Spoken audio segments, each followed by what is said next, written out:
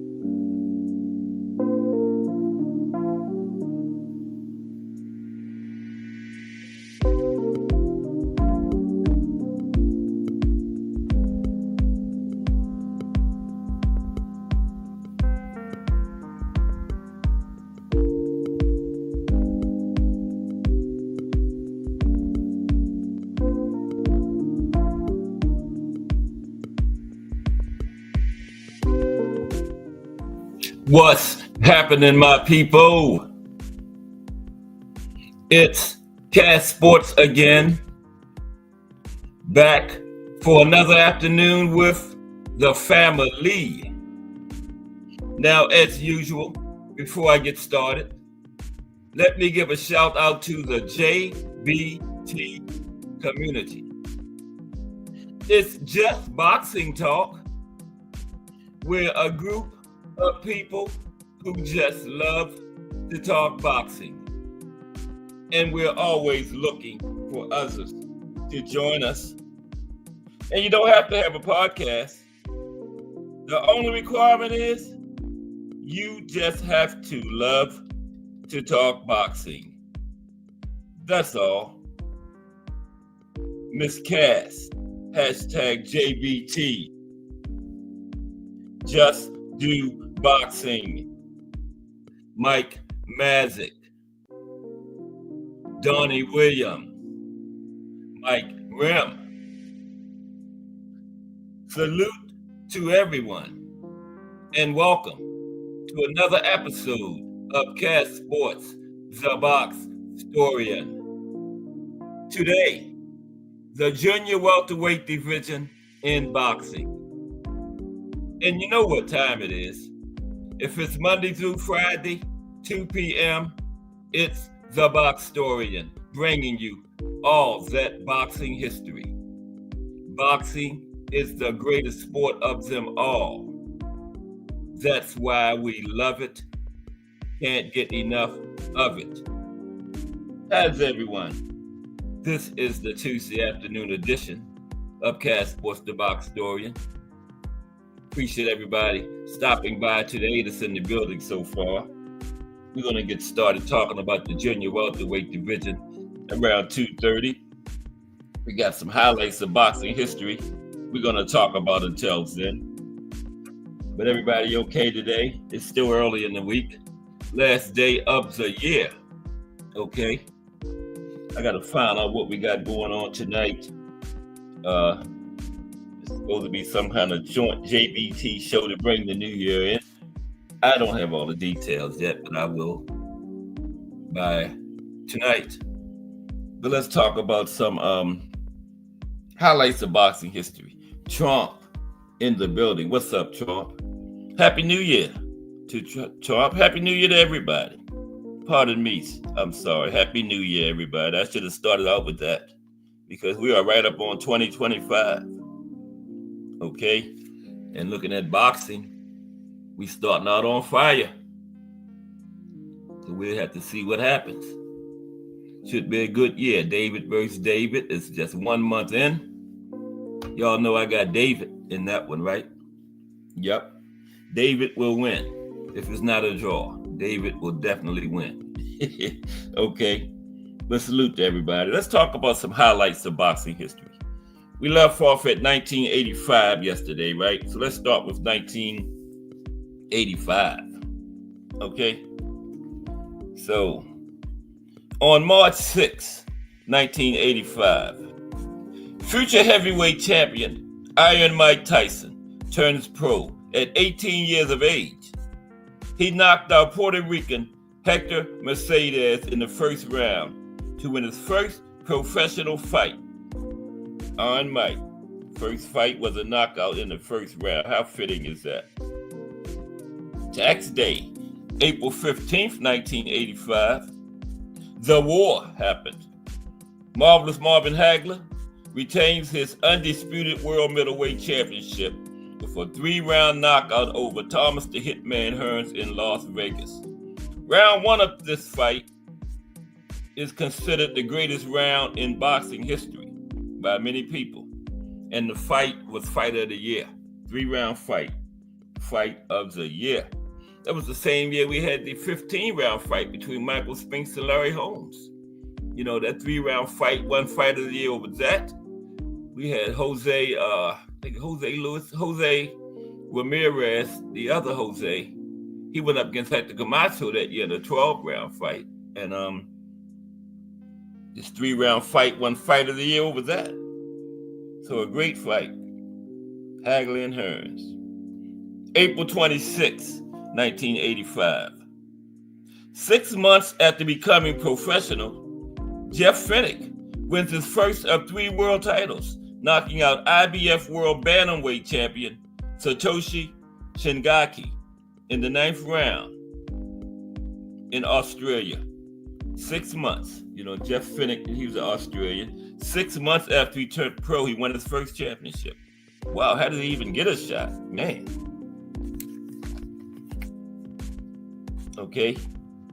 May the 19th, 1985. May the 19th. Wilfredo Gomez becomes the 8th boxer to win world championships in 3 divisions, defeating Rocky Lockridge by a 15-round majority decision to win the WBA World Junior Lightweight title in San Juan, Puerto Rico. Okay, Wilfredo Gomez joined the 3-division club. September 21st, 1985. Michael Spinks makes history by becoming the first boxer to go from world light heavyweight champion to world heavyweight champion, defeating IBF ruler Larry Holmes by a 15-round unanimous decision in Las Vegas. And Larry Holmes at that time was the first ever IBF heavyweight champion. So at that point, Spinks became the second.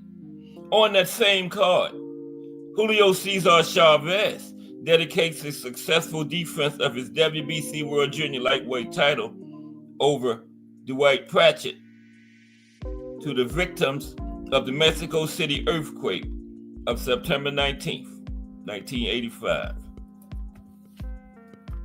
Okay. Then we go to 1986. Okay, 1986. January 17th. I need some light. There we go. That's much better. January 17th, 1986. Tim Witherspoon defeats Tony Tubbs by a 15-round decision in Atlanta, Georgia, to win the WBA World Heavyweight title and become only the third boxer in history after Floyd Patterson and Muhammad Ali to become two-time World Heavyweight champions. In Witherspoon Tubbs, this fight begins the Don King's Heavyweight Unification Series that aims to have one universally recognized world champion at the end of the tournament. Okay, at heavyweight. Yeah, the Don King tournament began with that fight. March 10th, 1986. First, Crush the Legend in the building. What's up, Crush the Legend? Monday through Friday, 6 a.m. He's starting the weekend show between 9 and 9:30 on Saturdays and Sundays. Salute Crush the Legend. The best early show in the land. Get your coffee and your donuts in the morning at 6 a.m. with Crush the Legend. Okay? Now, March 10th, 1986. Marvelous Marvin Hagler retains his undisputed world middleweight title with an 11th round knockout of John the Beast Mugabe. On the same card, Thomas the Hitman Hearns wins the North American Boxing Federation middleweight title with a first round knockout of James Schuler. And also on the same card, Gabby Canizales wins the WBA World Bantamweight title with a 7th round knockout of Richie Sandoval, who was critically injured and almost died in the days after the fight. These 3 fights took place in Las Vegas. 3 title fights on that card that night. March 22nd, 1986. James Schuler dies only 12 days after fighting Thomas Hearns in a motorcycle accident in Pennsylvania. March 22nd, 1986. In the continuation of Don King's heavyweight tournament, Trevor Berbick wins the WBC world title with a 12-round decision over Pinklon Thomas in Las Vegas. On the same card, Carlos De Leon becomes the first man to be 3 times cruiserweight champion.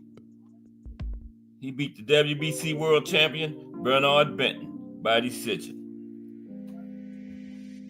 Okay, April 19th, 1986. Michael Spinks retains his IBF World Heavyweight title by a 15-round split decision over Larry Holmes in the rematch. And this was a part of Don King's heavyweight tournament. The aim was to have one undisputed champion at heavyweight at the end of it. I thought Holmes won both fights, but the judges didn't think, so they gave Spinks both of them. 2 very controversial decisions. June 23rd, 1986. The triple header, okay? Thomas Hearns retains his WBC World Junior Middleweight title with an 8th round knockout win against former world champion Mark Madall. Okay, also on that card, the Hands of Stone, Roberto Duran loses a 10-round decision to Marvin Hagler's half-brother, Robbie Sims. Wow, so both brothers beat Roberto. And finally on that card, Barry McGuigan loses his WBA World Featherweight title on a 15-round unanimous decision to Stevie Cruz. July 12th, 1986. Evander Holyfield wins his first world title, the WBA's Cruiserweight Championship, with a 15-round decision over Dwight Muhammad Qawi. So the real deal gets his first professional title. Okay? July 12th, 1986. July 19th, 1986. Al Booger in the building. What's up, Al Booger? Just some highlights of boxing history, my brother. How are you today? Happy New Year. Happy New Year to everybody. Crush the legend, Al Booger. Trump. Yeah, Trump was the one that originally said Happy New Year, reminded me. So Al Booger, Crush the legend, has come in. Happy New Year, gentlemen. Okay, July 19th, 1986. The fourth installment of Don King's heavyweight tournament, as Tim Witherspoon retains his WBA world title with an 11th round knockout of Frank Bruno in London. Went over there on Frank's home turf and beat him. September 6, 1986. Don King's heavyweight tournament continues as Michael Spinks defeats Stefan Tangstad by a knockout in round 4 to once again retain his IBF belt in Las Vegas, Nevada.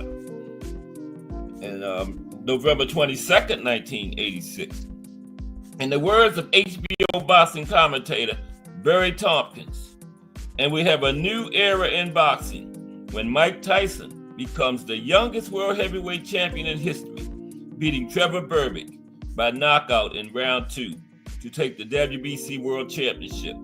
That was part of Don King's tournament in Vegas, and Mike was 20 years old.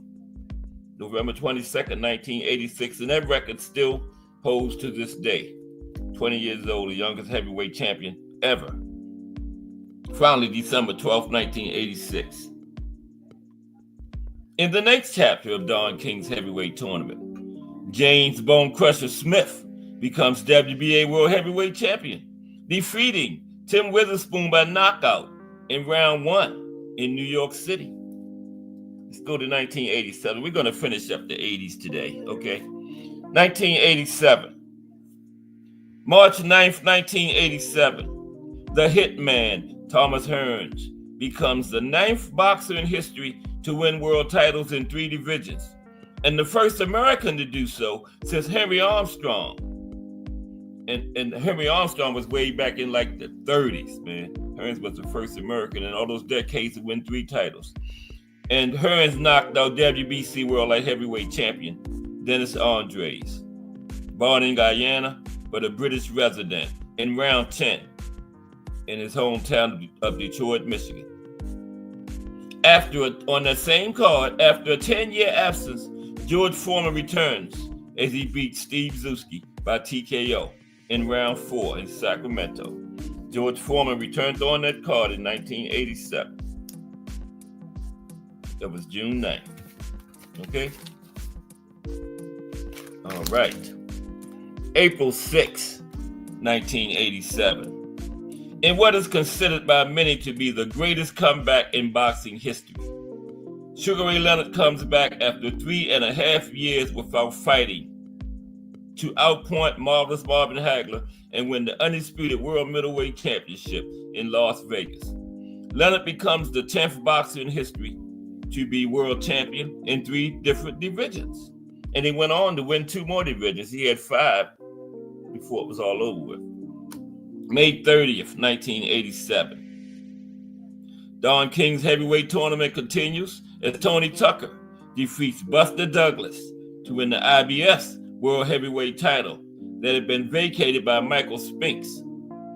And on the same card, Mike Tyson retains his WBC and WBA titles with a 6-round knockout over former world champion Pinklin Thomas. And you know that this tournament took place in Las Vegas, Nevada. Okay. August 1st, 1987. The final of Don King's heavyweight tournament. Mike Tyson defeats Tony Tucker by a 12-round unanimous decision to become undisputed world heavyweight champion. That was the aim of the tournament, to get an undisputed heavyweight champion. And it turned out to be Iron Mike Tyson. Yep, Iron Mike. October 28th, 1987. Oh, come on, Miss Cass. Excuse me for a minute, man. Damn. Why you gotta yell?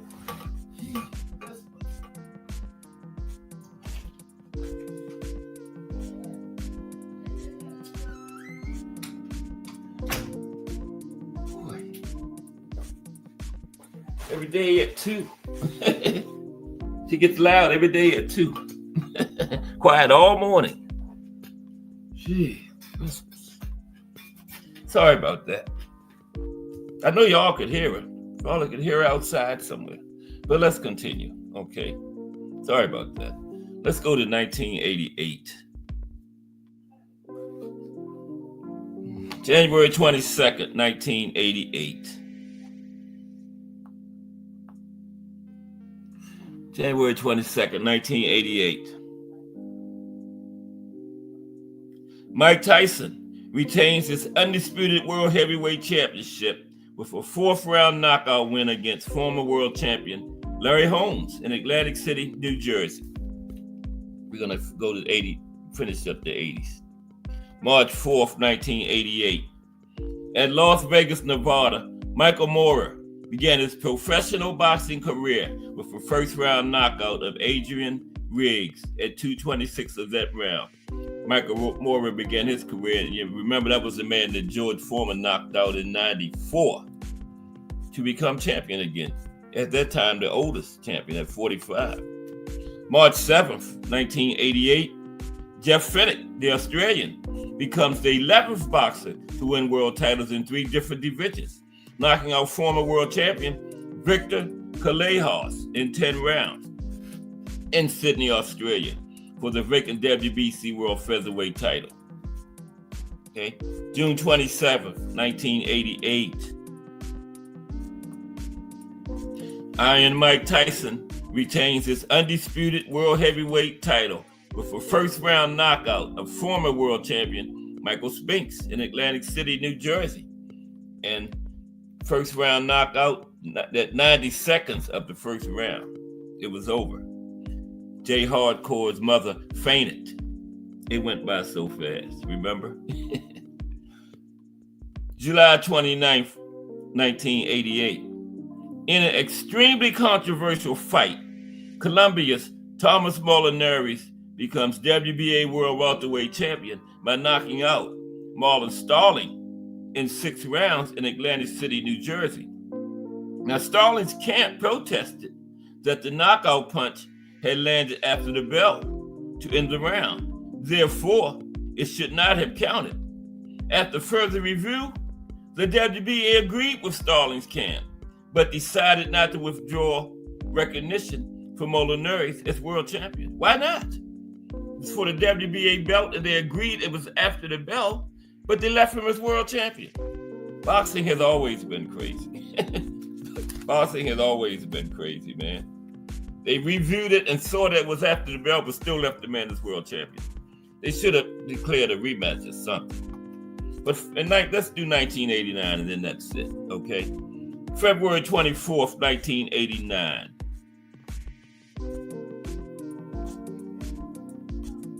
Ooh, October 29th. So I'm glad I didn't do that. February 24th, the Hands of Stone, Roberto Duran makes history by becoming the 3rd fighter to win world titles in 4 different divisions. The first Hispanic to do so, and also the fighter with the longest period between his first and latest world championships, 17 years, when he defeats Iran Barkley by a split decision to become the WBC's world middleweight champion in Atlantic City.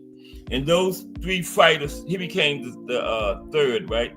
All 3 of them were 4 kings. Hearns was the first to win 4 titles in 4 weight divisions. Sugar Ray Leonard was the 2nd for 4 weight divisions, and Roberto Duran was the 3rd. Now, Marvin Hagler, he fought at middleweight his entire career. Okay, he never went up, never went down. Yep, 1 division his entire career. Couple more. March 6, 1989. The WBO's first major world championship fight as Hector Camacho defeats Ray Mancini by unanimous 12-round decision to win the WBO's vacant world junior welterweight title and become boxing's 12th world champion with 3 divisions. Las Vegas, Nevada. That was the WBO's first major championship fight because they had just came into existence, 88. May 13th, 1989. Julio Cesar Chavez, JCC, becomes the 13th boxer to win world titles in 3 or more divisions, knocking out Roger Mayweather in 10 rounds in their rematch to win the WBC's World Junior Welterweight title in Los Angeles. That's what we're talking about today, Junior Welterweight. May 17th, 1989, Carlos de Leon becomes the first boxer to win the World Cruiserweight title 4 times, and also joins a handful of champions who had won world titles in one division that many times when he knocks out Sammy Reason in 9 rounds in London, picking up the WBC belt that had been vacated by his former conqueror, Evander Holyfield, when Holyfield moved up to the heavyweight division. And he had won the cruiserweight title 4 times. The cruiserweight had only been around about 10 years at that point. 2 more. June 12, 1989. Sugar Ray Leonard retains his WBC World Super Middleweight title with a 12-round draw in a rematch with Thomas Hearns in Las Vegas. Very, very controversial draw. Sugar Ray Leonard later said that Hearns deserved to win. Finally, December 7th, 1989. Now get this, if I can find it.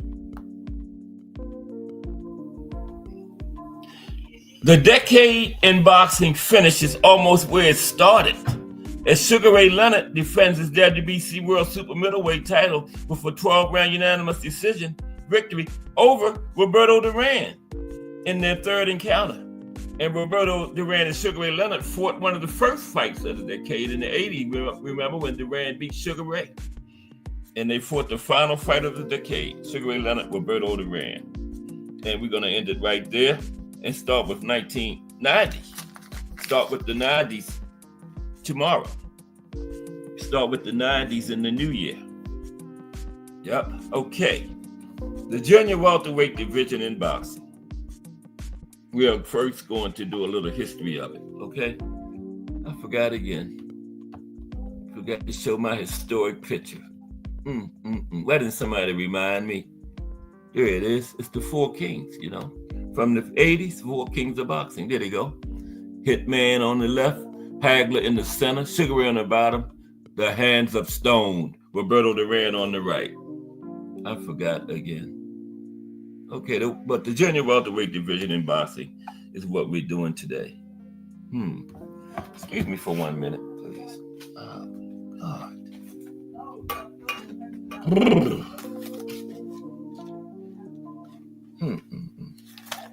And her voice carries, man, like an echo.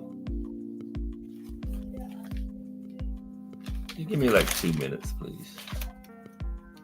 I know y'all can hear that. Wow.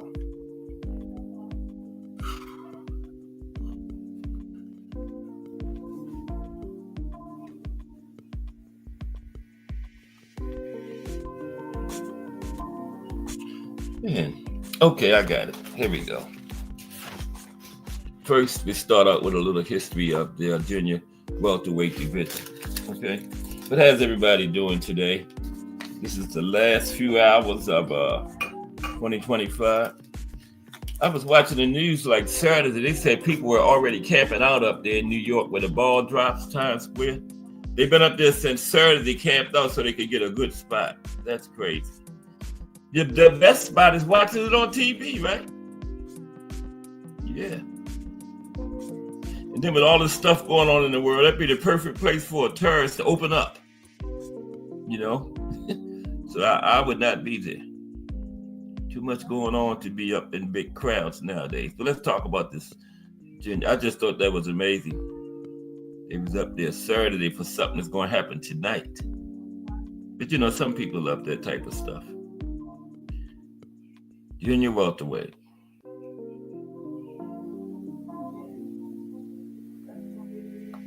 $140.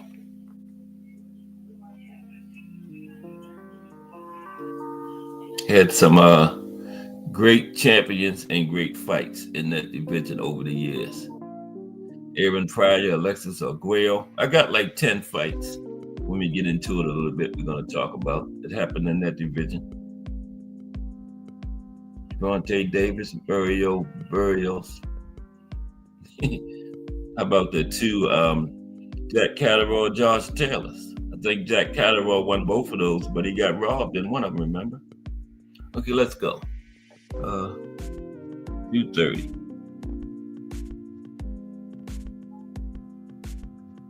Everybody hitting the light? The Voyeurs and everybody. Okay. Junior welterweight. Now it's either light welterweight, junior welterweight, or super lightweight, okay?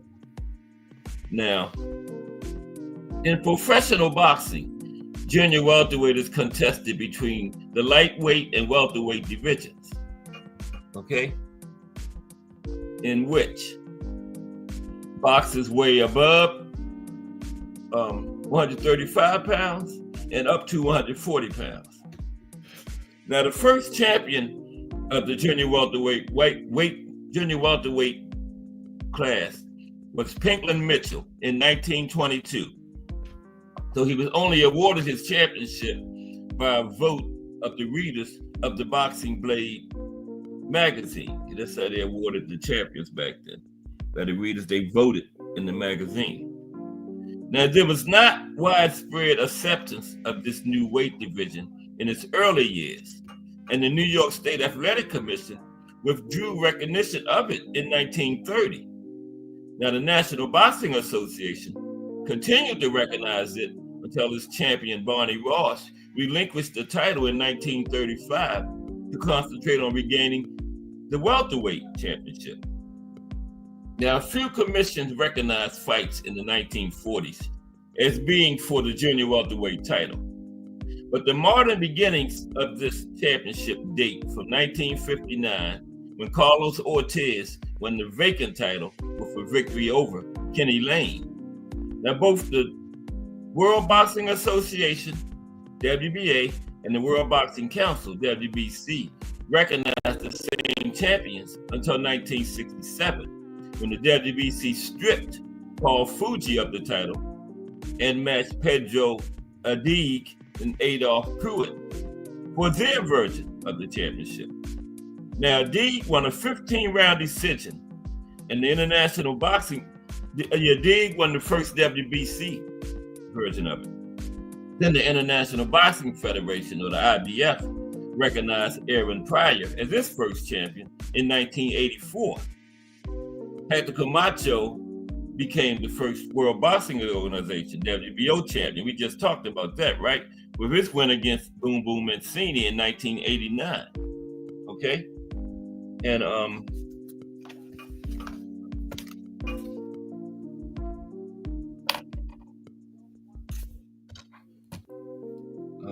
let's see, where was it? Mexican great Julio Cesar Chavez holds the longest title reign in the junior welterweight division in its history, with 12 title defenses, okay? And a few of the notable junior welterweight champions include Tony Canzoneri, Barney Ross, Carlos Ortiz, Nicolino Loesch, Aaron Pryor, Julio Cesar Chavez, Pernell Whitaker, and Kosh Yazoo.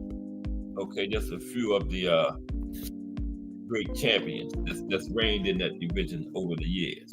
Okay, now let's look at some of the former greats that campaigned at junior welterweight 140. Some of the former greats. Here we go. Okay, appreciate everybody who came through today so far. Hope you enjoyed the show. Oh man, I know it's still early, but what do I have a fantasy match this Monday for y'all next week? It's going to be a tournament at 140. 16 current boxers will vie for the championship of the tournament. Fantasy match just Monday next week. We got a tournament at 140. Now, Javante Davis and Vasil Lomachenko are going to move up to participate in the tournament. Tank actually fought there. Now, Loma, he don't have to weigh 140. All I got to do is be under it. So, yeah, he can be in the tournament. Okay. But let's talk about some of the former greats. And then we're going to talk about some of the active guys that's at 140 currently campaigning there. right now in 2024. Okay? But first, some of the top junior welterweights throughout history of all time. Some of them, not the top. Some of the top junior welterweights of all time. Okay. Yeah. And but the top best junior welterweights of all time. Now, while a tweener division, the 140-pound class is one of the older junior classes, and one that has perhaps enjoyed more great fighters and fights than any of the other tweener divisions, right? That's not in the original 8. But nevertheless, it has been a division that has seen rocky times since its creation in the 1920s. Now, by the 1930s, some of the best fighters in the world were staking their claim at 140. But by the 40s, the division had fallen into disarray. In the 1960s, the framework was being laid for what would eventually give way to one of the sport's hottest divisions. And by the 1970s, junior welterweight began to pick up more steam, with top fighters coming into the fray. In the 1980s, super fights were being contested at this weight, and the junior welterweights ceased being a mere stopover for growing lightweights, with many superstar fighters making 140 their home. Now, that doesn't make compiling a top 10 an easy endeavor. Now, you'll notice that virtually every notable division hopping legend at some point for that 140, right? So, and that presents the conundrum of picking between short bursts of greatness as opposed to more robust bodies of work possessed by those whose star might not have shined so brightly. But here are some of the top junior welterweights who ever lived, okay? Just some of the top ones that ever competed in that division. First one is Julio Cesar Chavez. And look at Junior there beside him. Junior's supposed to be, I heard something about him and Jake Paul, right? Anybody hear that? Julio Cesar Chavez, 25-year career, 1980 to 2005. He didn't compete at junior welterweight that entire time, but he had a 25-year career though. JCC. Okay, let's talk about him briefly, just briefly. Now, after winning titles at 130 and 135, Chavez settled in at 140, compiling a sterling resume and achieving a status that no other 140-pounder can claim. It was at junior welterweight where Chavez not only became the consensus #1 fighter in the world, but the boxing superstar of his generation. His ability to snatch victory from the jaws of defeat in a unification fight with unbeaten gold medalist and titleist Meldrick Taylor was the stuff of legend. It was a microcosm of Chavez's career in a way. His work didn't always jump out at you, but he was impervious to the punishment his opponents issued. And at the end of the day, his foes ended up looking like the victims of baseball bat beatings. He was steadfast and poker faced, ripping shots to the body to set up the kill. At 140, Chavez won 18 world title fights, beating 8 world champions and 6 unbeaten fighters along the way. He won the belt over a Peking champion on a roll in Roger Mayweather in a very good fight, won by Chavez by 10th round TKO. And he didn't end his career very gracefully, but before losing his belt to Frankie Randall, he was 89 wins, no losses, 1 draw. The Taylor fight brought him to another level and wins over 40-1 Hector Camacho and countless other big names cements his position as one of the greatest 140-pounders ever. Julio Cesar Chavez, okay? Next is the Hawk, Aaron Pryor. The Hawk, Aaron Pryor. Now, the Hawk had a 14-year career. 1976, to 1990. And I think 140 was the only division that the Hawk ever fought in. 140. He's another one, stayed at one class his entire career, like the marvelous one. Okay. Now, a tireless, aggressive, and hard-hitting champion, Pryor never lost at the weight. Well, he must have went somewhere because he had one loss. But he never lost at 140. And he just might have been the greatest ever in this division if he were able to keep his personal life in order for another few years. Because toward the end, his personal life just went off the charts, right? Personal life. But while the prevailing aftertaste on Pryor is one of unfulfilled promise, he still managed the list of accomplishments that rivaled that of any 140-pounder.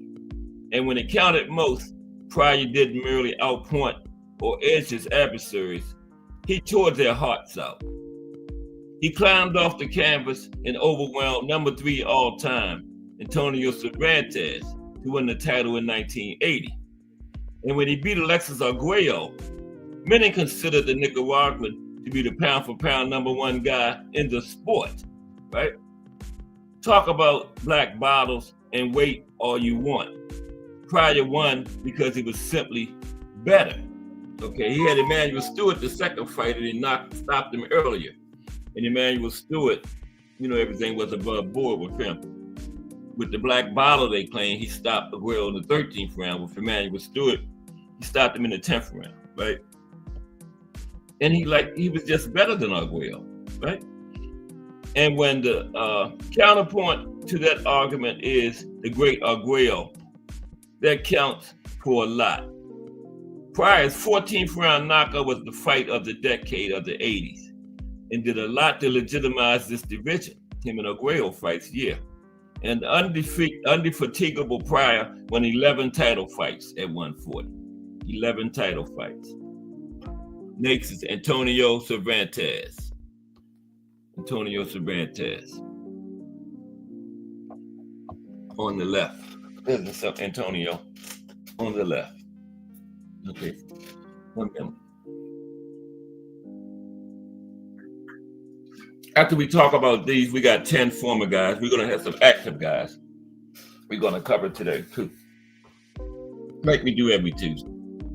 Now, Cervantes had a 19-year career from 1964 to 1983. Now, these fights, these guys, remember, are not all at 140. His entire career was 19 years, okay? But a good part of it was at 140. Now, an argument certainly exists for Cervantes as being the greatest 140-pound champion of all time.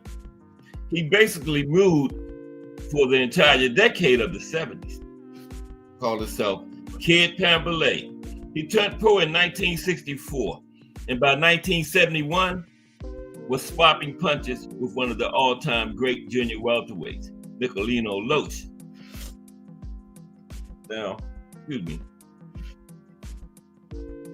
Now, Cervantes was soundly outpointed, but came back the following year to knock out Loach's conqueror, Alfonso Frazier, with a WBA belt. Revenge against Loach came in 1973 by 10th round TKO. And Loach is one of the best defensive fighters out there, so that was an accomplishment, stopping him, right? And when he beat Loach, that was Loach's only 4th loss in 127 fights.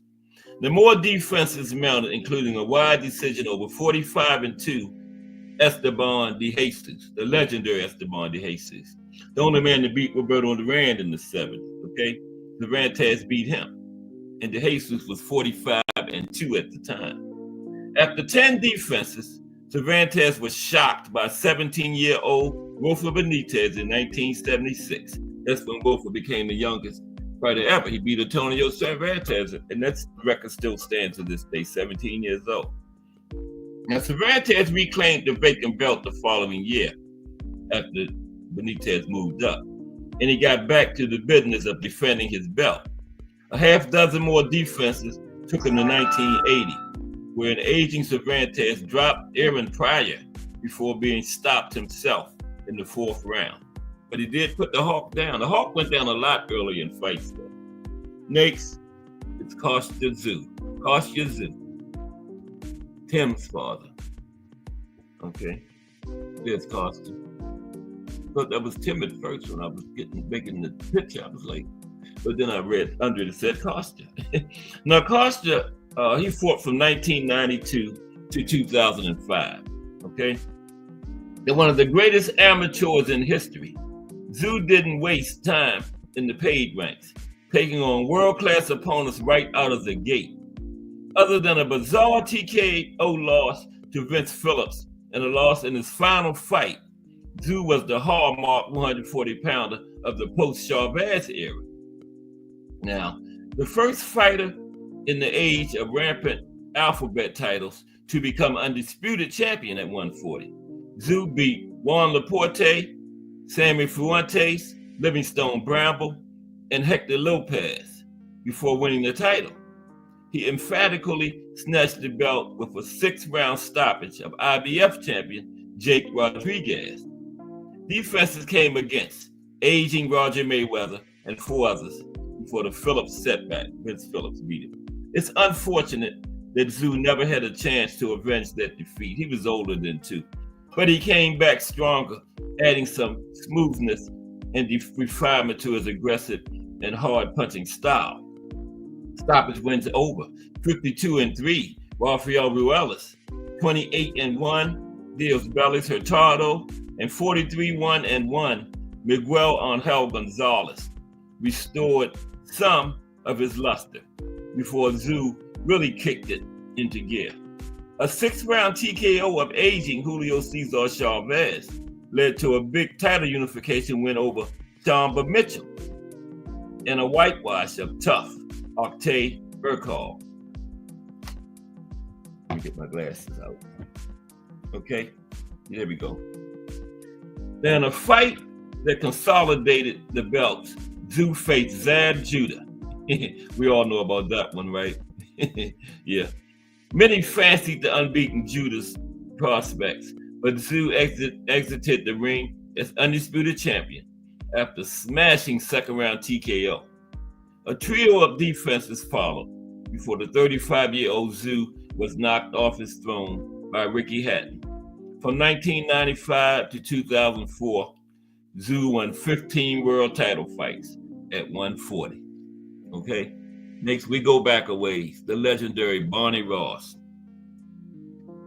The legendary Barney Ross. There's Barney.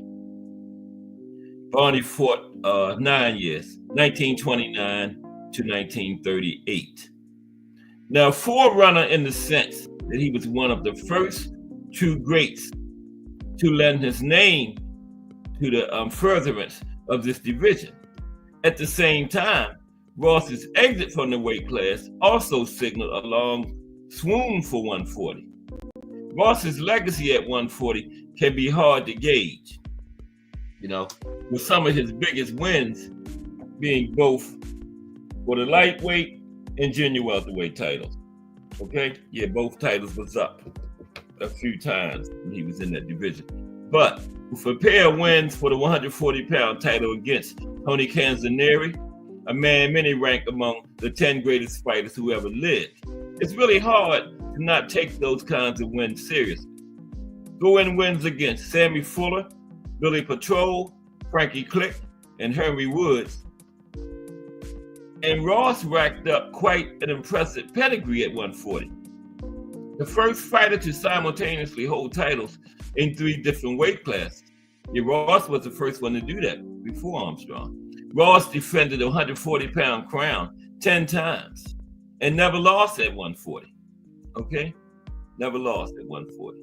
Now, the great Nicolino Loesch is next. Okay? But Nicolino still had hair. There's Nicolino Loesch. 1958 to 1976. 18 years for Nicolino. Okay. Intouchable, meaning untouchable in English. So he had to be a good defensive fighter if his nickname was Untouchable, right?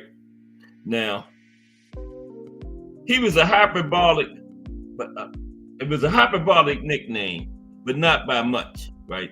Because nobody's really untouchable, but he was close to it. Okay. Now, watching a prime Loesch effortlessly avoid punches was a sight to behold, and he didn't do it against nobodies. A draw against all-time great Carlos Ortiz in 1966 showed he meant business. Against number 3 all-time 140-pounder Antonio Cervantes in 1971, Loesch won all 15 rounds, okay, through a shutout, 15-round shutout. That's hard to do, making Cervantes look foolish as he laid in the pocket effortlessly, avoiding nearly all of Cervantes' blows. Before losing his belt to Alfonso Frazier, he had only a pair of losses over a 122-fight career.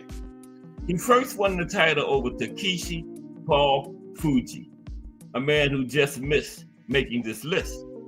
Now, a trio of easy wins over tough fighters followed, with Loesch having his way against Carlos Hernandez, Joao Henrique, and Adolf Pruitt, before the hallmark win over Cervantes. Loesch is one of boxing history's most unique fighters. Yeah, throwing a 15-round shutout is hard. 12 rounds is hard enough, but 15 rounds, didn't lose a round? Wow. Next is the other hitman, the second hitman, Ricky the Hitman Hatton. There's Ricky, very popular British fighter, the Hitman. 1997 to 2009, 18 years for the Hitman. Now, the recent memories of Hatton coming up short in graphic defeats to Floyd Mayweather and Manny Pacquiao have blinded some from all he accomplished at 140. He defeated the man to become the man and lost at 140 only in his career swan song. Beating Kostya Tszyu as an underdog was one of the best wins ever at this weight class. And Hatton didn't merely beat a champion, but he stopped the man who had a stranglehold on the division, Kostya Tszyu. Now, another big win came in a body shot knockout of Jose Luis Castillo. In both the Castillo and Tszyu fights, Hatton unfairly is docked points because of those fighters' lack of subsequent success, even though both men, particularly Tszyu, were still presumably in their prime. Now, Hatton treaded water endlessly before making his bones, making countless defenses of his WBU title, usually against European hopers or heavily depreciated big-name Americans. And during that time, some of his better wins came against Vince Phillips, Ben Tackle, and Ray Oliveira. Now, his 2005 TKO win over Kostya Tszyu established Hatton as king at 140. He defended against Carlos Marxa, managed to, and he snagged the belt at 147, and then scored a pair of nice 240-pound wins, widely outscoring Juan Urango and flattening Castillo before turning into Mayweather, before he ran into Mayweather. But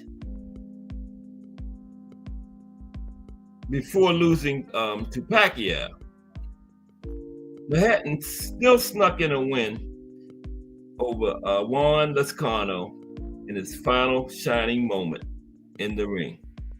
And then he stopped Paulie Malignaggi in 11 rounds. Okay?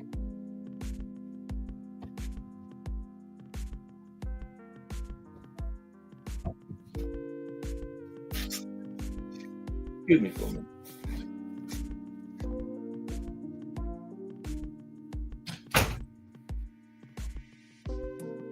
Okay, sorry about that. Next is Jack Kid Berg. Jack Kid Berg. There's Kid Berg right there. Kid Berg. Now, he fought from 1924 to 1945, 21 years. Melanin Queen 27 in the building. How are you today, Melanin Queen?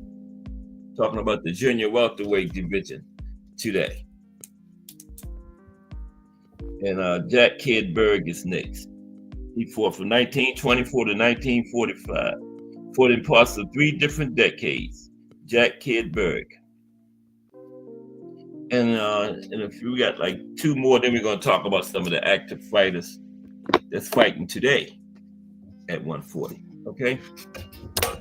Now, Jack Kid Berg, he was British born, and he was the first notable fighter to earn championship laurels at 140.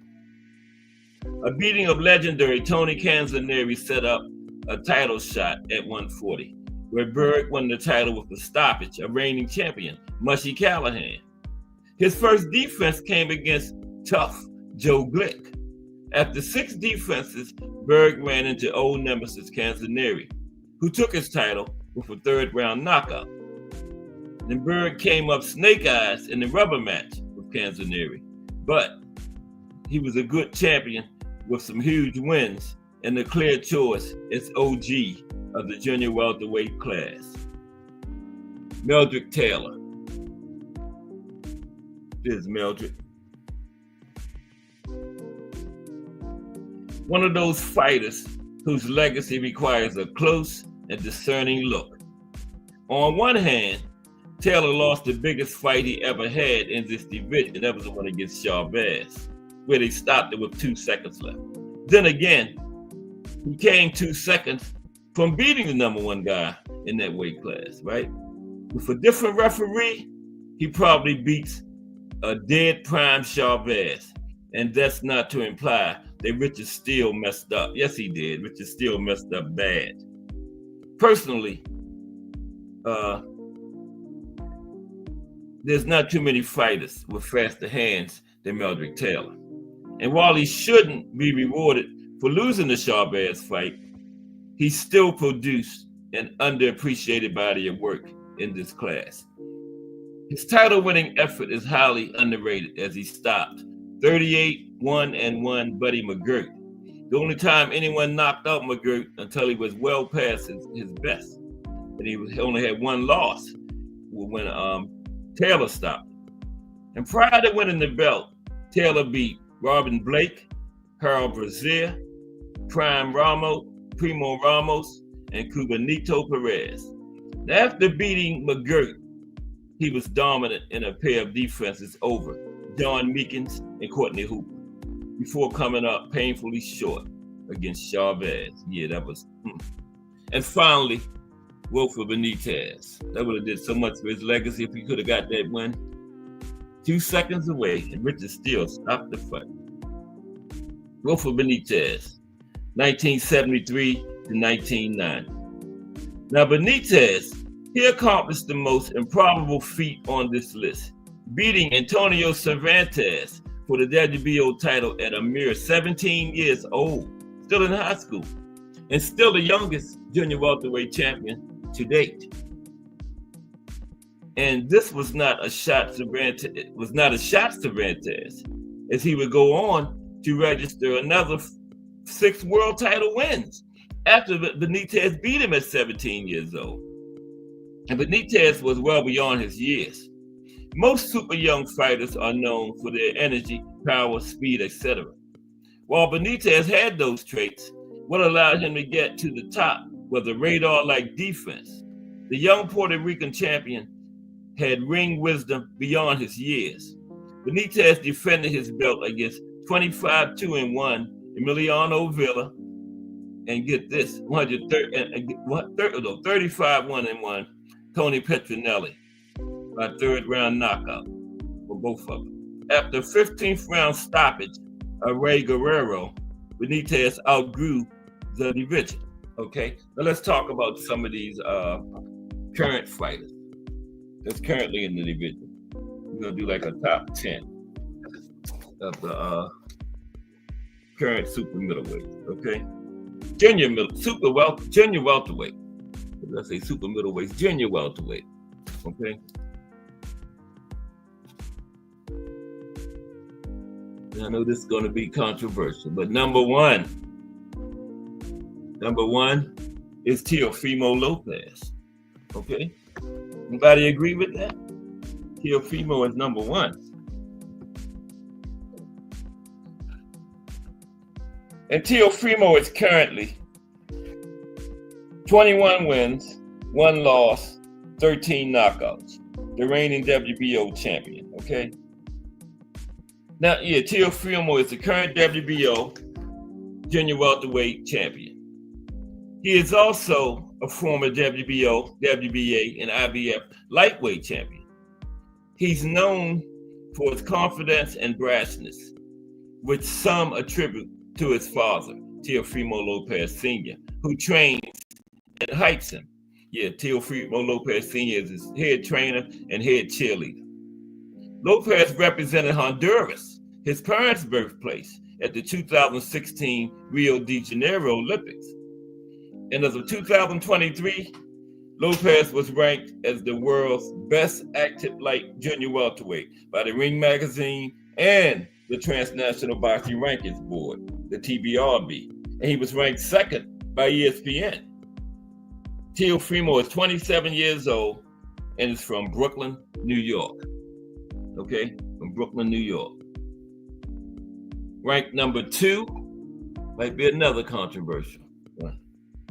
Devin the Dream Haney. Ranked number 2, Devin Haney. Okay. Now, Devin is currently 31 wins, no losses, 15 knockouts.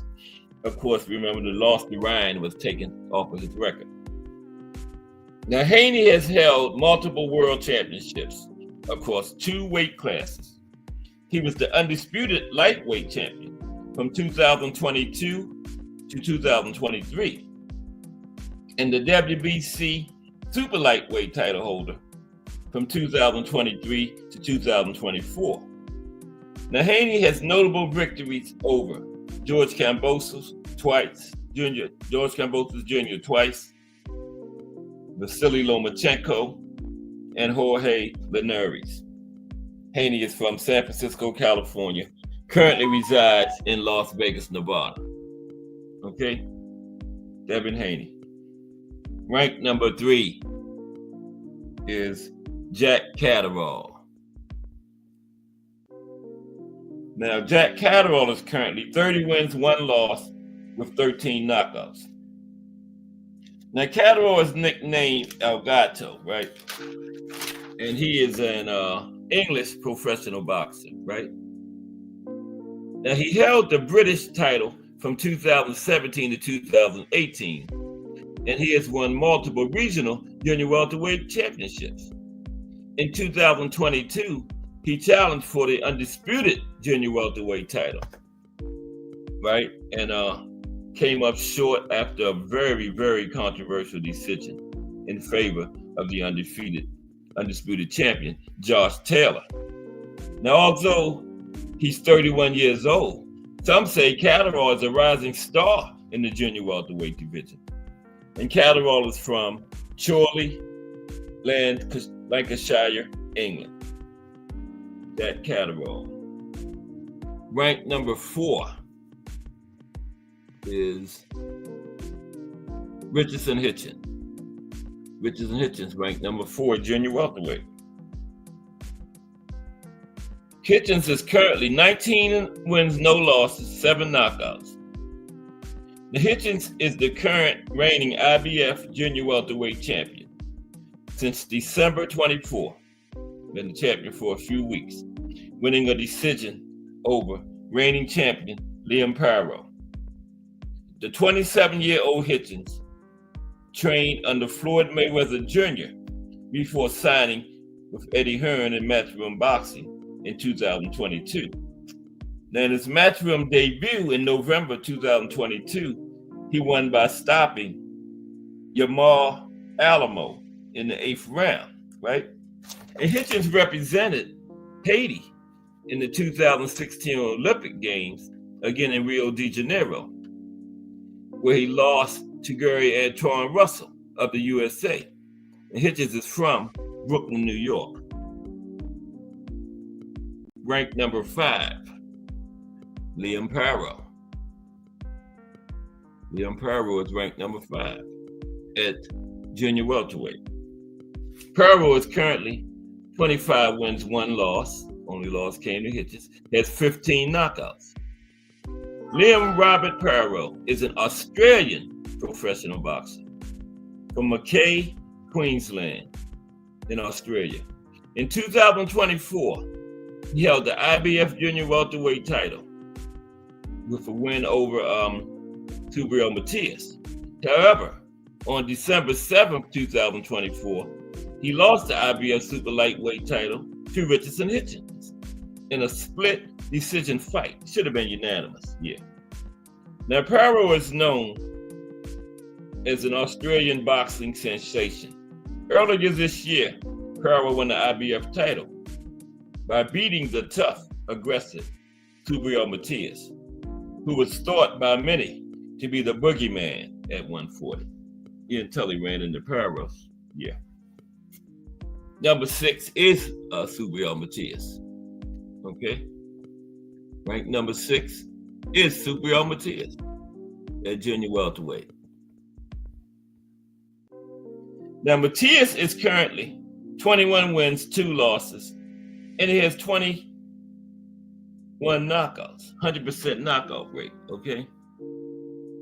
Now, Subriel or Mad Matias held the IBF Junior Welterweight title from February 2023 to June 2024.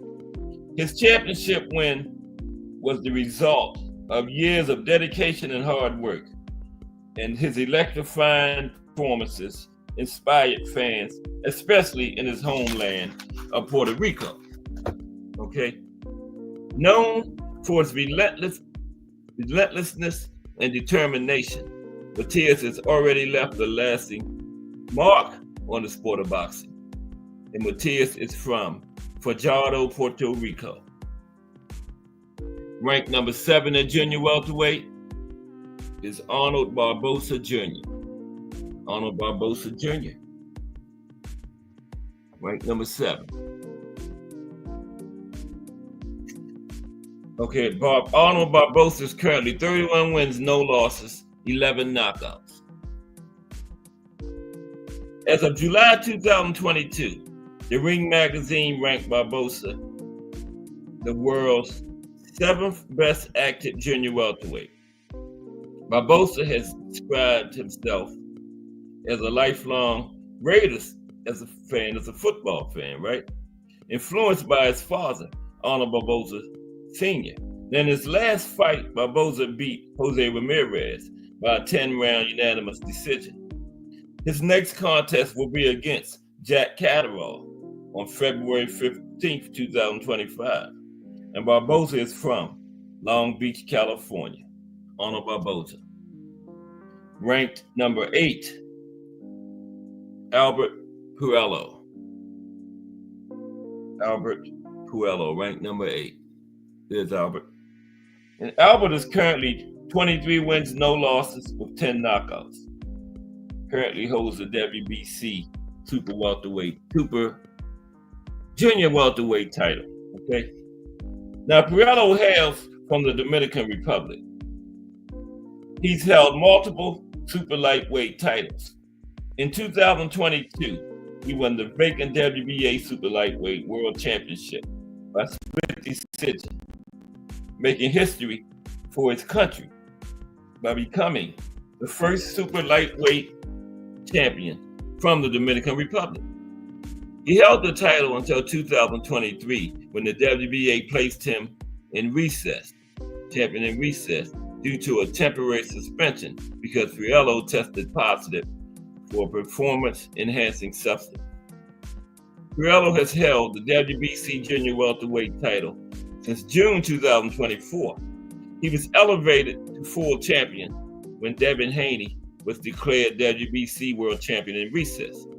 And Puello is from San Juan de la Maguana, Dominican Republic.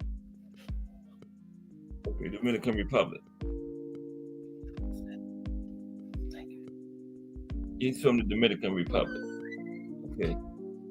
And then ranked number 9, a couple more, is Josh Taylor at junior welterweight. Josh Taylor is ranked number 9. There's Josh.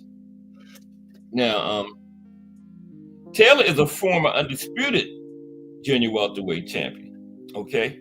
And at the regional level, he held the Commonwealth title from 2016 to 2017. And as an amateur, he won a lightweight silver medal at the 2010 Commonwealth Games and a junior welterweight gold medal at the 2014 edition. Now, from May 2021 to May 2022, Taylor reigned as the undisputed junior welterweight champion, unifying all 4 major titles in the division and being only the 6th male boxer to do so, right? To be undisputed. Only the 6th male boxer. With his win over Jose Ramirez in 2021, Taylor became the 2nd Scotsman to be an undisputed champion and the 1st Brit to do so in the 4-belt era. Taylor is nicknamed the Taunton Tornado for his aggressive boxing style, and Taylor is from Prestonpans, Scotland. And finally, ranked number 10, Andy Hiriaka. There's Andy Hiriaka, ranked number 10. And Andy is currently 24 wins, no losses, 19 knockouts. Knockout rate of 79.1%. Not bad, right up there to 80. Now, Hiriaka is a Ghanaian Japanese professional boxer with the nickname The Blade.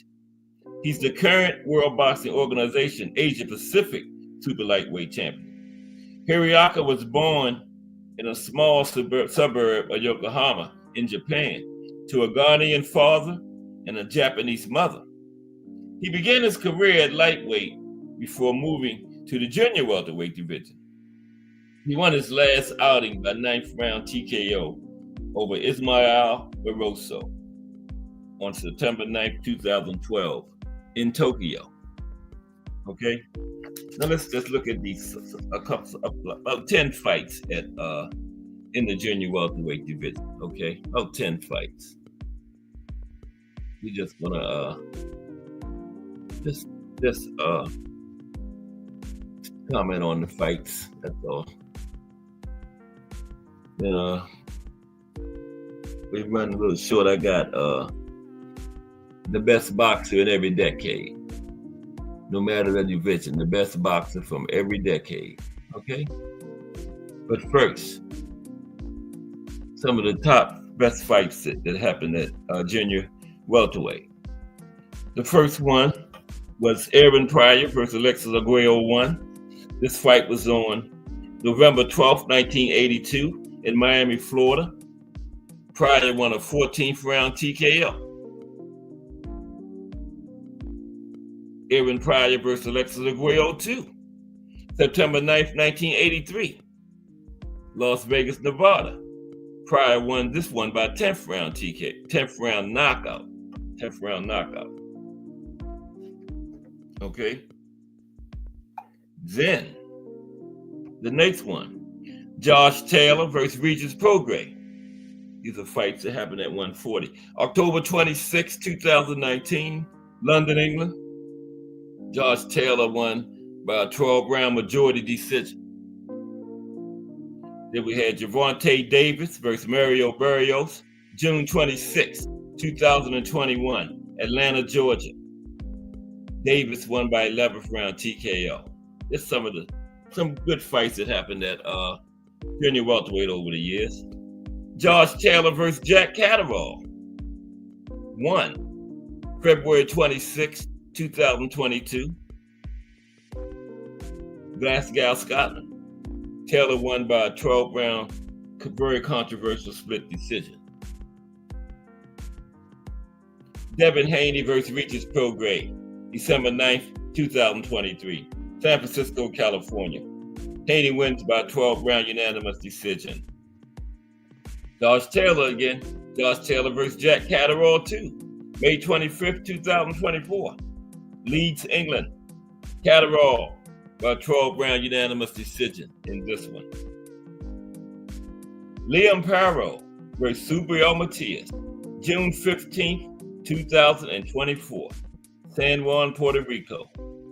Paro wins by a 12-round unanimous decision. Okay? Jose Rayo Venezuela versus Isaac Pitbull Cruz, August 3rd, 2024, Los Angeles, California. Rayo wins by 12 round split decision. I can't believe one of those judges gave that fight to Pitbull. Unbelievable. And finally, Richardson Hitchens versus Liam Paro, December 7th, 2024, just a few weeks ago. Also in San Juan, Puerto Rico. Hitchens won by a split decision. I can't believe one of the judges gave that fight to Paro. Just crazy judging, man. But the right man won both times. Paro won by a split decision. Now, okay, that's the what we have on the junior welterweight division. Now let's look at a little boxing history. The best boxer from every decade, going all the way back to the 1890s. Okay, the best boxer from the most dominant boxer in each decade, all the way back to the 1890s. Okay. We're having Christmas time with those things. It's been a little bit slow during the holidays. But this is it. After today, that's it. Holidays are over. The most dominant boxer of every decade, though. Let's take a look at this. Now, there are many criteria that can be considered when compiling lists of greatest fighters. And all of them have wonderful potential for providing argument and debate. Now, ranking pound for pound fighters from different eras against one another is always problematic, considering the vastly different conditions under which fighters in different areas competed, right? But ranking fighters against each other from within the same decade creates a slightly clearer picture. But even then, certain fighters have a distinct advantage, given the way their careers arbitrarily line up with the start of a decade. Now, a fighter whose best years run from the second half of one decade and into the early part of the next decade have the same resume to consider when making fighter of the decade decisions, right? Now, still, every fighter on this list could realistically be included within somebody's all-time top 10 ranking. Let's look at it. Okay, we're gonna start with the 1880s. The 1880s, John L. Sullivan. He was the last bare knuckles champion and the first glove champion, John L. Sullivan. Now, the 1880s could fairly be called the John L. Sullivan decade, not just in boxing, but in American popular culture in general. Aside from Wild West legends like Wyatt Earp and Billy the Kid, nobody came close to capturing the public's imagination the way that the brash and Boston Strong Boy did. Now, according to Nat Fleischer, the founder of Ring Magazine, the heavyweight championship Sullivan captured. He captured the bare knuckles heavyweight world title in February 1882, when he starched the gigantic Paddy Ryan. Then, in July 1889, he won the last bare knuckle championship fight in history, when he outlasted Jake Kilrain in 75 rounds. But throughout the decade, Sullivan popularized the use of boxing gloves, paving the way for the sport to transition to its current legally accepted format. Sullivan entertained fans as much outside the ring as he did in it. His carousing was as legendary as his fighting was, and both were covered in every detail by the National Police Gazette and other tabloids of the era. Now, the ultimate salt of the earth hero, the great John L. Sullivan, was comfortable hobnobbing with royalty as he was tossing down shots and beers at a working man's club. John L. Sullivan. The 1890s, Bob Fitzsimmons. This is the most dominant fighter in every decade. 1890s was Bob Fitzsimmons. Now, Bob Fitzsimmons is the smallest man to ever hold the heavyweight title. And prior to Roy Jones Jr., he was the only former middleweight champion to ever move up and capture the heavyweight title. Born in Cornwall, England, and raised in New Zealand, Fitzsimmons was a blacksmith by trade, and no doubt, pounding iron with a hammer for long hours accounted for some of his ferocious punching power. But Pop, like Fitzsimmons, can't be developed by any training methods. Had power that can't be developed by any training methods. Like you can't teach speed when you're talking about football, you can't teach power. And it can only be handed down by the boxing gods, the type of power he had. Few fighters his size ever had more power in a punch than Fitzsimmons had, okay? He captured world middleweight. He captured the world middleweight title in 1891 when he demolished non-Perel Jack Dempsey, not Z Jack Dempsey. This was the first Jack Dempsey. And this Jack Dempsey had been regarded as a dominant champion. Fitzsimmons then proceeded to go undefeated for most of the rest of the decade, usually while fighting the larger men. In March 1897, he knocked out Jim Corbett to become the third world heavyweight champion of the glove era. He was finally stopped in June 1899 by Jim Jeffries, an athletic bear of a man who outweighed Bob Fitzsimmons by 40 pounds. And in November 2003, at age 40, Fitzsimmons beat George Gardner to capture the light heavyweight championship to become the first three-division world champion in history of Fitzsimmons. Okay? Okay, next will be the 1900 to 1909. These are the most dominant fighters of each decade. 1900 to 1909, the old master, Joe Gans. Now, Joe Gans was the first African American to win a world title in boxing. From 1902 to 1908, he reigned as lightweight champion of the world. But throughout the decade, he routinely fought and beat much larger men. Okay? His professional record is listed on BoxRec.com as 145 wins, 10 losses, and 16 draws. But that is an incomplete accounting of his professional accomplishments. Now, records for the early 20th century are impossible to document with precision, okay? Now, fighters like Gans often fought several times a week and even multiple times in the same day. Now, due to the tenuous legal status of boxing in that era, fights were usually presented as exhibitions with newspaper decisions printed the next day, right? And those didn't go on your record. There was really no telling how many fights this man really had, okay? Now, the situation is further clouded due to unscrupulous sports editors sometimes publishing inaccurate results at the behest of shady promoters.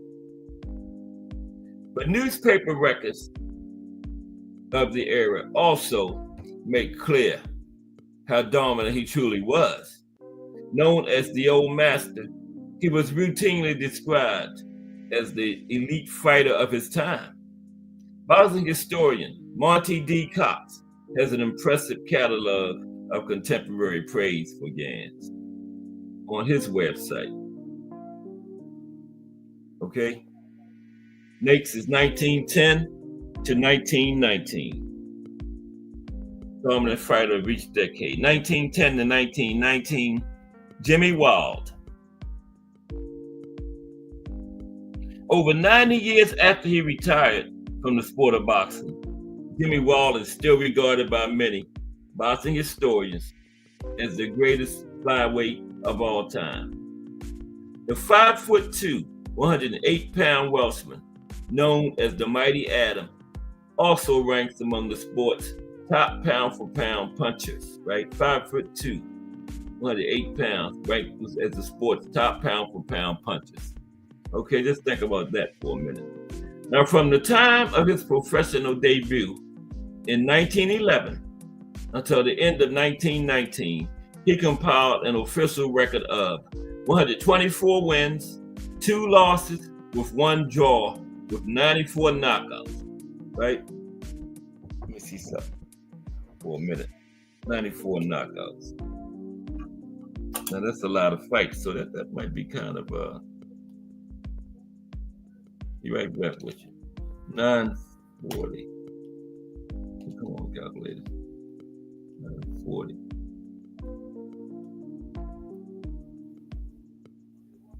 That's 75%. 75% knockout rate for 124 fights is not bad, right? Now, but considering the era he fought in, it's a certainty that he fought many more fights that aren't recorded. Like all the greats of his era, he fought and knocked out much larger men on a regular basis. Now, boxing historian Monty D. Cox's excellent online biography of Wild, heavyweight champion Gene Tunney is quoted as calling Wild the greatest fighter I ever saw. Okay, 1920, dominant boxers of each decade, 1920 to 1929, Harry Greb. Now, Harry Greb established himself as perhaps the greatest middleweight in history during the 1920s. The only fellow middleweight he lost to during the decade was Tiger Flowers. And that fight came after Greb had fought nearly 300 professional fights and suffered serious retinal damage. Aside from Flowers, the only fighters Greb lost to during the decade were light heavyweights and heavyweights, okay? He fought bigger men with regularity and nearly always won. Much of the time knocked them out. He's the only man to ever beat Gene Tunney. Greb's record during the decade nearly defies comprehension. In 1925, he fought 25 times and lost only to Tunney. Known as the Pittsburgh Windmill, he was an explosive ball of energy inside the ring and a legendary carouser outside of it. Greb's near mythical status is enhanced by the fact that almost no known footage exists of him in the ring, right? No known footage of this man exists in the ring. Most dominant fighters of each decade, 1930 to 1939, of course, is Henry Armstrong. Henry Armstrong. Now, according to BoxRec.com records, Henry Armstrong lost his first professional fight to Al Lavino in July 1931. After losing that debut, he proceeded to lose 2 of his next 3 fights. And then from this inauspicious start, he proceeded to have perhaps the greatest decade in the history of the sport. For the entire decade of the 1930s, Henry Armstrong averaged over a fight per month, right? And compiled a professional record of 103 wins, 12 losses, and 7 draws. You know, that's not for a year. For the entire decade of the 30s, this man fought a fight every month, okay? Homicide Hank started at the very bottom and took the hard road to the ranks, right? In the second half of the 30s, he achieved an unprecedented level of dominance. In October 1937, he knocked out Peter Saran to capture the world featherweight title. In May 1938, he roughed up fellow legend Barney Ross to capture the welterweight title by unanimous decision. That August, he beat Lou Ambers to add the lightweight title to his trophy case. At that time in boxing, there were only 8 weight classes and only one world champion in each, right? Armstrong was the top dog from 126 to 147, 3 weight classes. In today's boxing world, as many as 20 or more fighters at any given time hold a claim to a world title within that same 21-pound span. Shoot, more than that. I'd say right now about 100. 3 weight classes. Mm-hmm. Okay. Most dominant fighters of each decade. 1940 to 1949, the Brown Bomber, Joe Louis. From 1937 to 1949, Joe Louis reigned as a heavyweight champion for an unprecedented 12 years. He was perhaps even more dominant in the 1930s than he was in the 1940s. During the 1930s, he knocked out all 5 men who preceded him as champion. Jack Sharkey, Primo Carnera, Max Baer, James Braddock, and Max Smelling. Knocked out all 5 of them who were champion before him. Now, you could also make a fair argument for Sugar Ray Robinson as the dominant fighter of the 1940s, but we'll be getting to him shortly in the 1950s. But Joe Louis was the face of boxing during the decade and one of the biggest stars in all of professional sports. He was the first American hero of any kind whose popularity transcended race. Louis went 18-0 with 15 knockouts during the 1940s, right? His level of competition was frequently maligned at the time, but his dominance had a lot to do with how poor everybody else looked, okay? Now, during the hard years of the war, in the early post-war boom, few things were constant in American society. But there was one thing you could rely on: Joe Louis as the heavyweight champion of the world. Okay? You could count on that happening. Joe Louis is heavyweight champion. Okay, most dominant fighters of each decade. 1950 to 1959, Sugar Ray Robinson. Now, Sugar Ray Robinson began the 1950s as the reigning world welterweight champion. Now, these letters are real small. Now, on February 14th, 1951, he captured the middleweight belt by a round 13 TKO of Jake LaMotta in the iconic St. Valentine's Day Massacre fight. And Robinson was even more dominant in the 1940s when he lost just once in 10 years, okay? Yeah, you heard right. He lost, in the 1940s, Sugar Ray Robinson lost 1 fight in 10 years. But he was still better than everybody else in the 1950s, even with a 2.5-year retirement from June 1952 to January 1955. And Robinson went 41-5 for the decade of the 50s. 4 of the 5 opponents who beat him were Hall of Famers, and 3 of them lost to Robinson in rematches.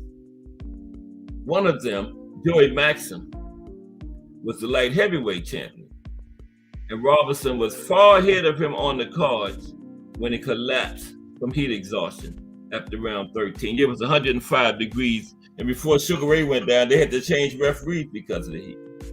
And Robinson ended the 1950s as the middleweight champion of the world. Okay, most dominant fighter for each decade. 1960 to 1969, Muhammad Ali. Muhammad Ali. Now, the majority of Muhammad Ali's most iconic fights occurred during the 1970s, but by then, he had slowed down a step and was forced to alter his style and rely on guts and gall to win wars of attrition. Now, during the 1960s, Ali dominated the heavyweight division as thoroughly as anyone before or since. He combined legitimate heavyweight size with the quickness of a middleweight, and the combination made him nearly untouchable. He turned professional in 1960 after winning Olympic gold. Between then and March 1967, he put together a perfect 29-0 record with 23 knockouts. In 1964, he captured the world title from the menacing, intimidating Big Bear, Sonny Liston, when he made the Big Bear quit after 6 rounds. In 1967, Ali refused to be, you know what happened then. And by the time he was able to return to the sport, it was a new decade, and the second chapter of his remarkable career was about to begin. Okay? The most dominant fighters from each decade, 1970 to 1979, Roberto Duran. No. 1970 to 1979, the Hands of Stone, Roberto Duran. Gotta get it right.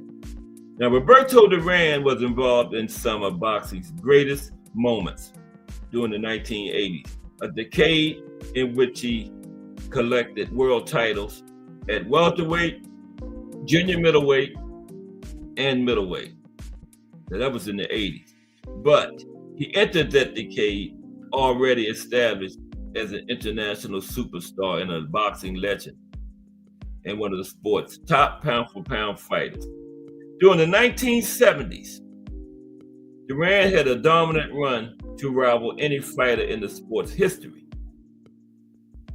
He entered the decade as he entered the 70s as an undefeated teenager, super featherweight, right? He was ferocious but unrefined. His manager, Carlos Ileta, procured the services of legendary trainer Ray Arcel and Freddie Brown, and under their tutelage, Duran developed slick defensive techniques to augment his relentless offense. By the end of the 1970s, a significant percentage of boxing historians regarded the Hands of Stone as the greatest fighter in the history of the lightweight division. Duran compiled a record of 71 wins, 1 loss, with 41 knockouts for the decade.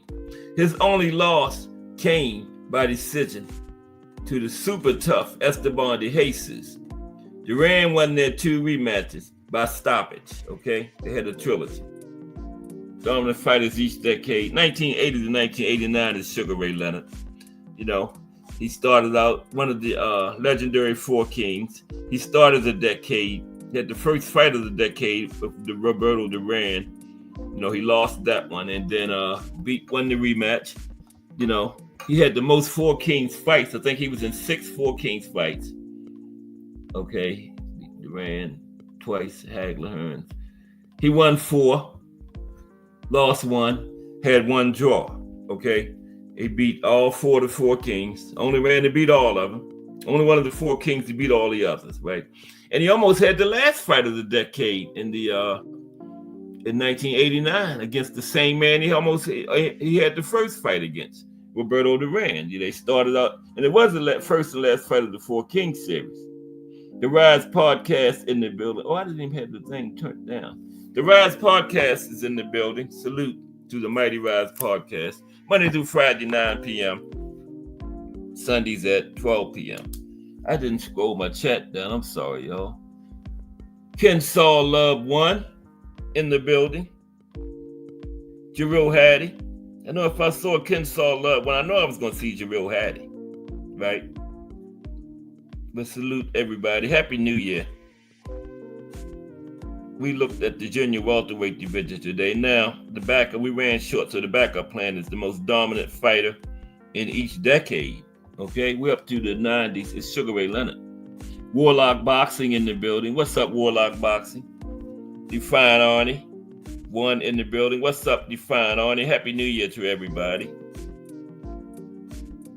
Appreciate everybody stopping by, supporting today. Yeah, we're up to the 80s. We're talking about Sugar Ray Leonard. He was the most dominant fighter in the 80s. Between him and Hagler, and Sugar Ray won the fight, so we had to go with Sugar Ray, right? Although I think Hagler won. But officially it was Sugar Ray. So Sugar Ray gets the most dominant fighter of the 90s. And, he stayed around too long, like a lot of them do. He got knocked out for the first time in his last fight. He was commentating when Hector Camacho was fighting Duran and, like Mike and Robbie Garcia. Sugar Ray thought he saw something. So he challenged Camacho and got stopped for the first time in his career, right? Shouldn't even have been still in the ring. Okay. But dominant fighter for the 80s was Sugar Ray Leonard. Most dominant fighter in 1990-1999, Roy Jones Jr. Okay? Now, in this century, Roy Jones, in the 1990s, Roy Jones Jr. compiled a pedestrian record. I mean, after the 1990s, he went 16-7, right? And he was knocked out 4 times. And by second-tier talents is Danny Green and Dennis Leverdeau, right? It became so average after the 90s that it was almost difficult to remember how dominant he was in the 90s, right? Now, Roy turned professional in 1988 after falling victim to the worst judging decision of any kind in the entire history of the Olympics, right? And in May 1993, he won the vacant IBF middleweight title by beating Bernard Hopkins. In November 1994, he moved up to super middleweight and beat James Toney for the IBF title. He lost one fight during the entire decade by disqualification when he accidentally hit Montel Griffin after Griffin had taken a knee during their March 1997 fight. But Jones came back and won the rematch. He knocked Griffin out in the first round, right? The only fight he lost in the decade, he revenged that by a first round knockout. And for the decade of the 90s, Jones compiled a record of 36 wins, just 1 loss. That disqualification that he shouldn't have had. Well, accidentally hit the man while it was down. That was his only loss. And he proved he was much better than that guy because he stopped him in the rematch in the first round, okay? And he had 36-1 record in the 90s, 29 knockouts, right? And he ended the 90s as an undisputed light heavyweight champion of the world, okay? Now, 2000's most dominant fighter, 2000 to present, is Floyd Mayweather, okay? Floyd Mayweather, right? And we all know about Floyd. I'm gonna drop the link in now. We got 15 minutes. Most dominant fighter, 2000s to the present, Floyd Money Mayweather. Okay, let me put the link in for the last 15 minutes so we can chop it up. The link, everybody's welcome to hit the link, okay? Everybody's welcome. The more the merrier. Okay? Let me get it in here. But salute everybody. Happy New Year. I think that we was talking about in the meeting that the JBT content creators was going to do some kind of joint show tonight. I don't have the details on it.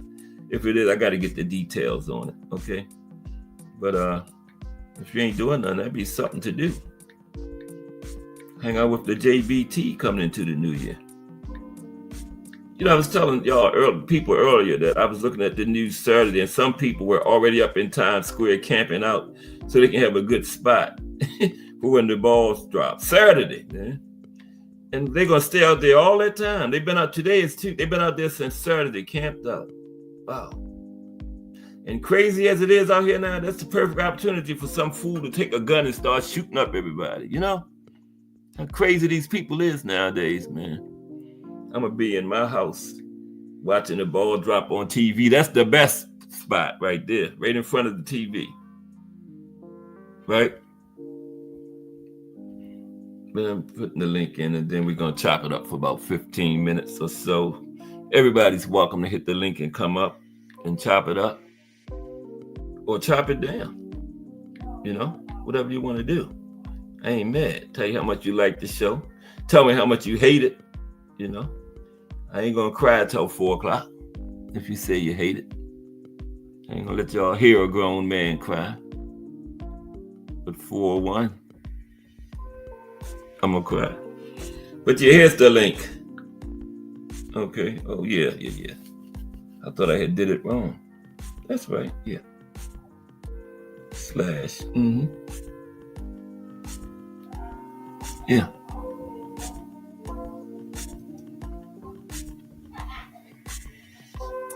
Yes, sir. Happy New Year to everybody. Anybody got a big New Year plan going on? I go, well, when I was young, I used to go out and get so drunk, I didn't even know what I did the next day, but I stopped that. I'm too old for that now. We have a terrible hangover. People be telling me, guess what you did last night? I don't want to know. What's up, Define Arnie One? How you doing, sir? Happy New I'm doing Year. okay. How you doing today? I'm good, thank you. We had a power outage here, but now we're good. Oh, you did? Oh, it's back now? Oh yeah, Okay. Happy New Year to you and everything. I appreciate you, sir. God bless. Yeah. Um, So what's going on, man? You got anything oh big man. planned for tonight? No? I mean, I'm not big on the pyro stuff or anything. A lot of people Yeah. here are, but just just chill and set some goals and stuff. Okay. Like I'm trying to become a web developer and You're stuff. real. So Yeah. like I'm in the process of that right now. Okay. What's Um, up, Jarrell? man, But go ahead, Define Arnie. I didn't mean to interrupt. I was just greeting Jarrell, that's all. What was you saying again? Oh no, it's all good. I was just saying that I missed the show yesterday of the match of the Bruin. I was like, man. Oh, yeah. Yeah, I had 15 of them. Now, next Monday, I'm going to do a tournament at 140. Like a Super 16. It's going to be 16 fighters, 4 rounds, and I'm going to see how it work out. Yeah. I'm bringing Tank and Loma up from 135 to participate in it. Okay. Super 16 and 140. Yeah. That's next Monday. What's up, Jarrell? You're kind of quiet there. I see you put Esteban de Jesus, Define on. What was you saying when you put Esteban? Oh, you were just saying he was a good fighter. Yeah, Esteban de Jesus. Yeah, I told you he was trained by Felix Trinidad's father, Gregory Trinidad. Mm-hmm. Awesome, man. Yeah. I didn't know that. Mm-hmm. What's on the agenda this weekend? Anybody, any big names or anything? I haven't checked. I looked yesterday. Nothing too big. Yeah. I don't think so. I think next week we got Obadiah, but I don't think this week. Oh, that's right. Obadiah is like the first fight of the year almost, ain't he? I think he might be. At least the first big name fight of the year, I would say. Yeah, for sure. For sure. I'm sure it's some kind of little small card somewhere, that we don't hear about. Oh, for sure. You know anything about that guy Obadiah's fighting? I know he's like a late replacement. I don't know anything about him. The guy he's going up against. You don't know too much about him either? Nah. It was like the guy that replaced Beterbiev, like Malik Sinada. I didn't know much about him either. Yeah, no, me neither. Oh, there's somebody else down there. I'm sorry. My bad. That's Thomas Hill. The regular suspects in the building. I don't know if you heard that. What happened, Jarrell? Thomas Hill been in the back for a minute there, baby boy. Oh, I'm sorry. I ain't even been up here that long. What was you saying, Jarrell? I didn't hear you. Said harmony, peace, and blessing. Oh, same to you. Same to you, brother. Yeah. Always. Thank you very much. How you doing, T Hill? Oh man, I'm blessed to see another one. Lord willing, in a couple of hours, we made it. I'm blessed to see another year. So yes, sir. No matter what go on with me, what I got to go through, that in itself is good news. You'll be in 2025. 2025. Amen, sir. I hope that 2025 will be prosperous. And for boxing. I wanted to say that I am probably, and I'm probably wrong because I am addicted to this, but I'm probably gonna be a little less. Just in the meantime, while I get this web developer thing going on. What's up, Ant? Right now, so yeah, that would be like one thing that I would say. Oh, and my queen is here. Ain't you talking about the first Sugar Ray and Duran fight, or which first Duran fight? Which and put it with? You might have to rewatch the first Duran fight. Sugar Ray or De Jesus? I know it's got to be one of them. Yeah. Your aunt just came in. Probably was listening, you know. Yeah. Me and Aunt last night was going over the Devin Haney fight with Ryan Garcia and Yeah. talking points and narratives that exist there. Mm-hmm. How many people say he was getting left hooked to death, Right. and then how other people say Devin didn't fight his fight. And in both instances, both are wrong. He wasn't live? Yeah, we were live last night. Oh, you and that? Yeah, me and that. Yeah, why didn't you call me, man? We was one half of the casuals corners, man. We was missing my man, pound for pound, boxing, the esteemed colleague, also the other esteemed colleague who got hands, my main man, and yeah. But other than that, we went over there and we had a good talk. Unfortunately, some person came in there to do some nonsense, but he was quickly adjudicated. What did y'all break down? Subject was breaking down pretty much the fight and, you know, the false narratives that are at play. Like, that Devin and Ryan fight. I was having a conversation like a day and a half ago with somebody, and it was about, you know, Floyd Mayweather and Floyd Mayweather and Sugar Shane Mosley. Okay. I'm a big Sugar Shane fan. I was a big Mayweather fan, so I was really torn. But I'm a Californian, so I went with my native Californian. But in that fight, I seen the brilliance of Floyd, and why I shudder to put many people ahead of him, man. Because in that fight, he took something that was a strength and made it an absolute handicap.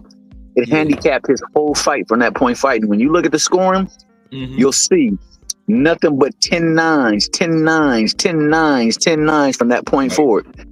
Because Floyd essentially broke him down with what was his greatest weapon in the fight by taking it away and making an adjustment like that. Like that.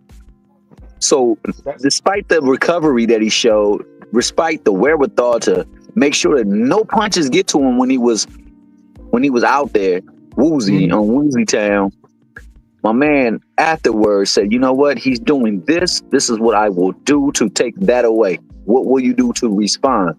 Right. And there was no respond. I think likewise, Devin Haney, the first hit caught him, didn't drop him. But from that moment, he made an adjustment.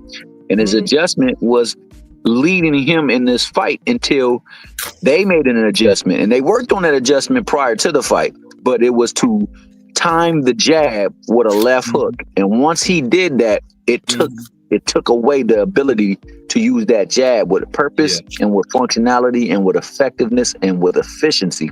And therefore, he had to find something, and there was nothing else to turn to. Yeah, those fights parallel one another. Okay. So we broke it down, man. Yeah, we broke it down. We talked about it. I mean, I was at work, so I could do very little talking because I had a lot of noise around me. But we essentially got the objective completed. We're looking forward to doing another fight. Another fight that was brought to me was the Devin Haney Loma fight. There are people who contend that Loma got really outworked and outclassed in that fight, and that the body shots were like 70 something or 80 something landed. Right. And I want to fact check that. Like my man Project Form, we're going to test that. So I want to test and see, because, you know, when we get it playback, you get to see it in half speed, and you get to see if things truly land or if things don't land or anything. And I want to see if them body shots equate to whatever Loma put out in his output, and if they were more effective in the fight to deter Loma from doing what he initially set out to do, or if what Loma did initially deterred Devin from doing what he wanted to do. Because remember, now Devin likes to base everything off the jab. And in that fight, it looked like the jab was taken away. So we want to make sure that when we say these things, we know what happened in the fight and what transpired and why the fight progressed the way it did. So we won't be just out there making baseless claims or say things that sound good. But I will say this. I heard somebody else say.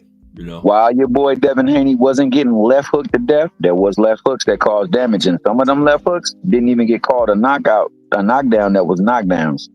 Yeah. So he did get hit with a lot of damaging left hooks, but he wasn't getting left hooked to death. Right. Yeah, I understand that. What you're saying. Yeah. Yeah. That's true greatness, bro. Like being able to adjust during the fight. That's something not everybody can do, bro. It's one thing Nope. to adjust from a first fight to a second fight, but during the fight, During the making fight. adjustments, Right. bro. That's true greatness, bro. Yeah. Yeah. Yeah, to me, that's what sets Floyd apart from a lot of people that they try to put up there with. Like, especially these people that fight nowadays. Like, if you want to talk resumes, you can't really talk it with Floyd. There's few people who could talk it with Floyd. Floyd was so smart, man, because going into the fight, he already knew the adjustments he was going to make if he had to make them. You know what I mean? When it was time to make them, he already had it in mind. Where some fighters during the fight figure out things. Floyd already had that stuff figured out, man. And when the time came, he made the adjustments.